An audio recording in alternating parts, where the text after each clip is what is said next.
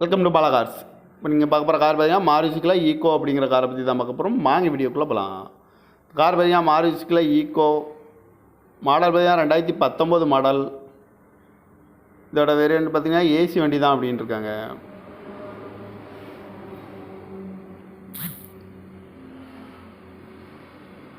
Kilometre பார்த்தீங்கன்னா 44,000 kilometre running ஆகிருக்கு. Company service ரெக்கார்டோட வண்டி வரும்னு இன்சூரன்ஸ்னு பார்த்தீங்கன்னா இருக்குது அப்படின்னு இருக்காங்க.